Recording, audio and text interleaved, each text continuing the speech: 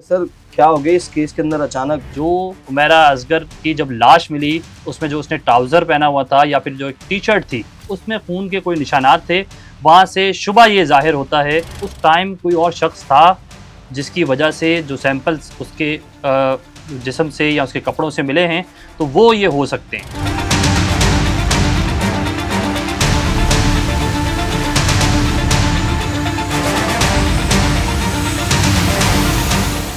फिर उससे भी इन्वेस्टिगेशन आगे बढ़ी और आगे बढ़ने के बाद ये पता चला कि इनके घर से मुख्तलिफ मकामात पर कुछ 5 सैंपल्स ऐसे लिए गए जिनमें समंदरी नमक मौजूद है कि ये सैंपल जो थे ये स्मेल को कम करने के लिए हो सकते हैं। पुलिस ये दावा करती है कि जो इसका बैंक अकाउंट है उसमें कुछ पैसे पड़े हुए थे। अगर पैसे पड़े हुए थे तो जैनी परेशान थी, क्या मामला था, क्या झगड़ा था, क्यों रेंट नहीं दे पा रही थी, फैमिली बैकग्राउंड स्ट्रॉन्ग है, फैमिली से राब्ते में थी। जो खून के वो मिला उसका डीएनए की कोई रिपोर्ट आई है? उसका डीएनए हो सकता है? वो जो ब्लड मिला है वो कोई 1, 2, 3 दिन पुराना नहीं है। अगर वो 10 माह पुराना है तो इट्स मीन कि वो ऑलरेडी उसमें ये शनाख्त करना, ये चीज़ें करना या पकड़ना, तो इसमें बड़ा एक प्रॉब्लमेटिक होगा कि उसको पुलिस कैसे सॉल्व करती है। सर, हुमैरा असगर के जो वालिदैन हैं उन्होंने भी इल्ज़ाम लगाया कि उनकी बेटी का कत्ल हुआ है। आपको ऐसा नहीं लगता कि पुलिस जान छुड़वा रही है इस केस से?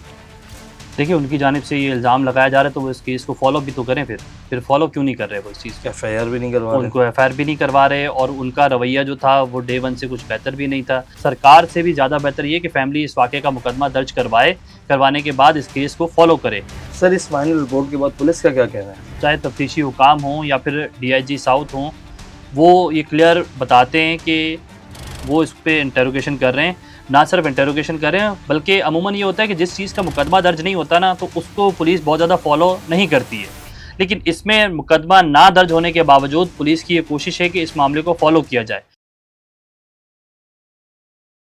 एमएम पॉडकास्ट के साथ मैं हूं फराज अहमद। नाज़रीन, आज हम बात करेंगे मॉडल हुमैरा असगर केस के बारे में। उसमें अहम पेशरफ्त हुई है।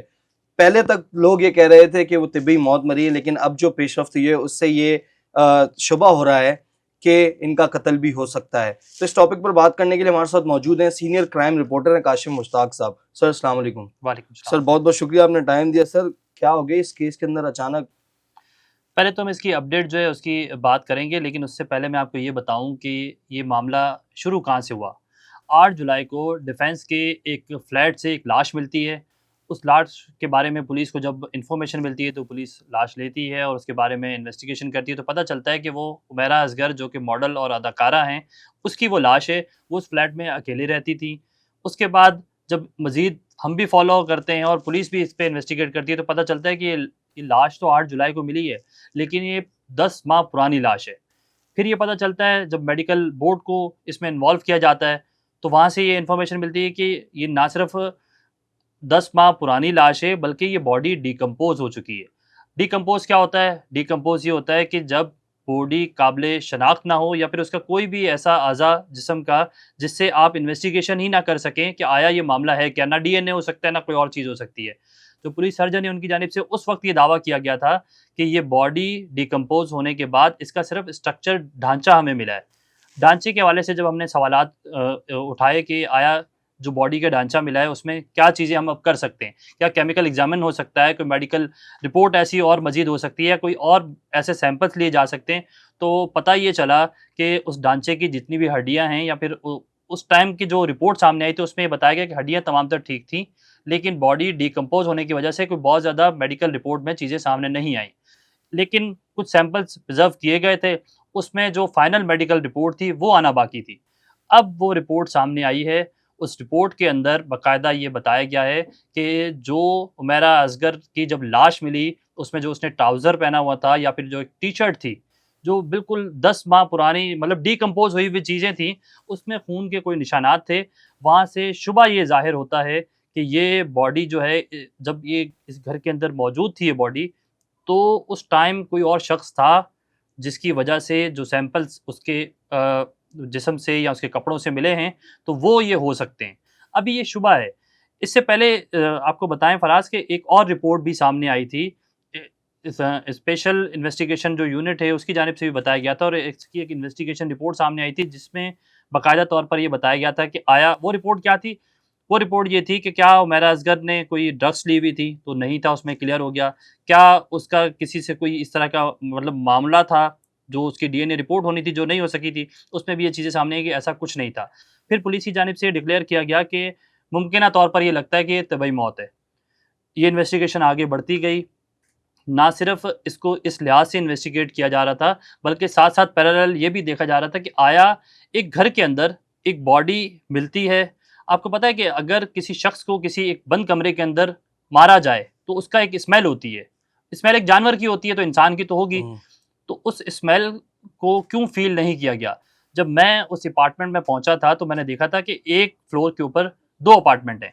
अच्छा, जब ये 8 जुलाई को ये बॉडी मिली थी, तो जो रज़ाकार थे, चाहे वो छिपा के थे, उन्होंने लिफ्ट की मदद से इस बॉडी को जब नीचे उतारा था, तो वो लिफ्ट जब मैंने ओपन की, तो उसमें से एक स्मेल आ रही थी। आप ये नोट करें कि 10 साल और 10 माह पुरानी, आप ये नोट करें कि 10 माह पुरानी चीज़ के आपको स्मेल एक लिफ्ट में से आ रहे थे, तो उस रूम में से आने चाहिए थे।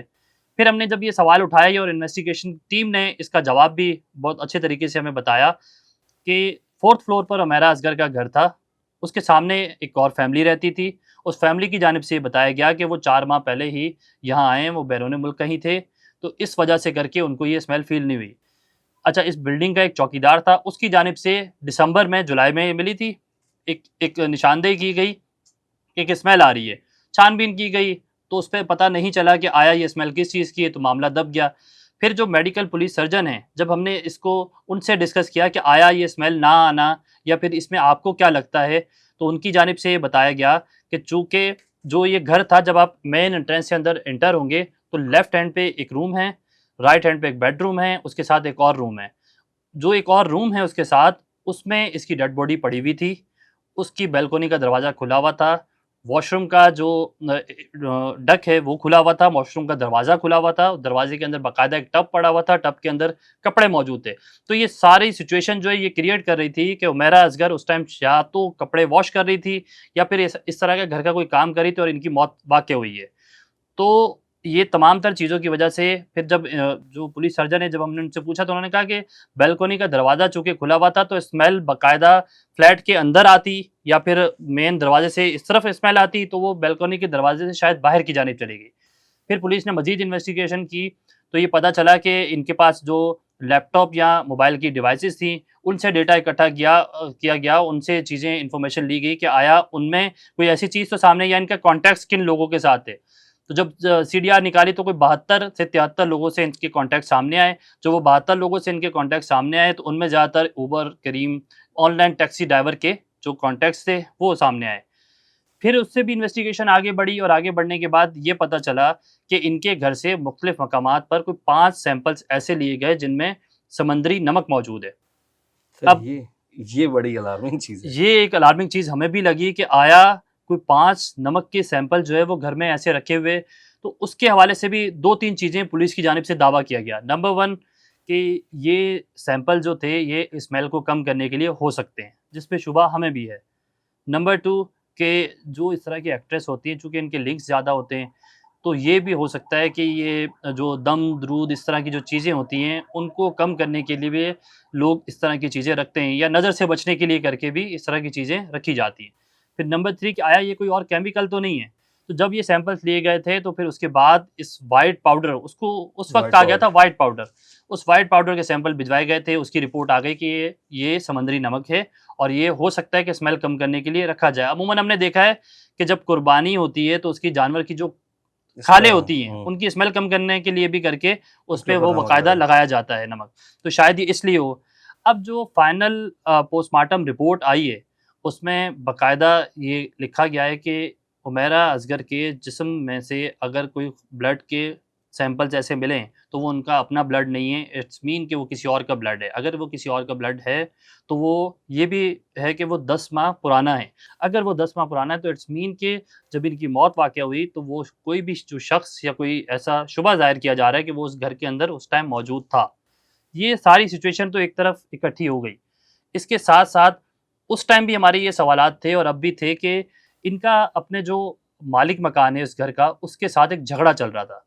वो जो झगड़ा था, वो झगड़ा किस नौइयत का था, उस हवाले से इंटरोगेशन होनी चाहिए।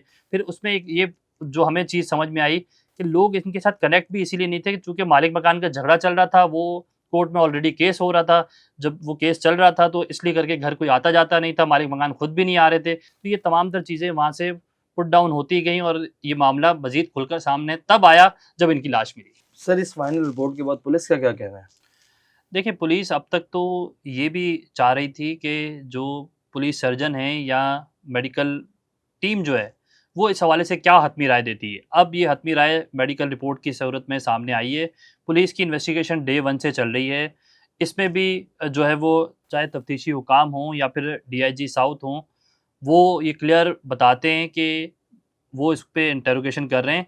ना सिर्फ इंटेरोगेशन कर रहे हैं, बल्कि अमूमन ये होता है कि जिस चीज़ का मुकदमा दर्ज नहीं होता ना, तो उसको पुलिस बहुत ज़्यादा फ़ॉलो नहीं करती है।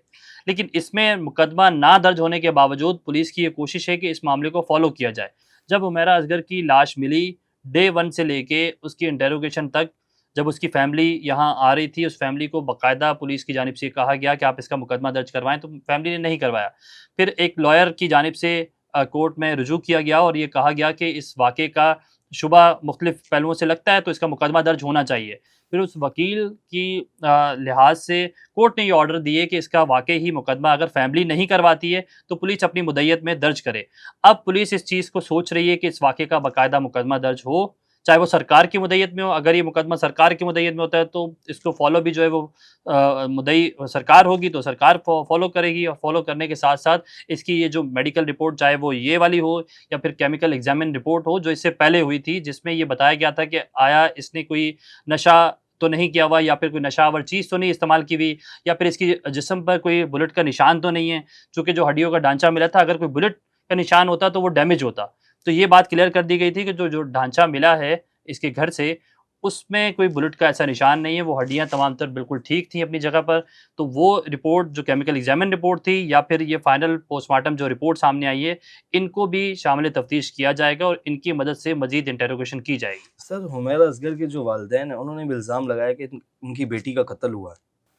तो आपको ऐसा नहीं लगता कि पुलिस जान छुड़वा रही है इस केस से? देखिए, उनकी जानिब से ये इल्ज़ाम लगाया जा रहा है, तो वो इस केस को फ़ॉलो भी तो करें फिर। फिर फ़ॉलो क्यों नहीं कर रहे वो इस चीज़ को? एफआईआर भी नहीं करवा रहे? उनको एफआईआर भी नहीं करवा रहे और उनका रवैया जो था वो डे 1 से कुछ बेहतर भी नहीं था।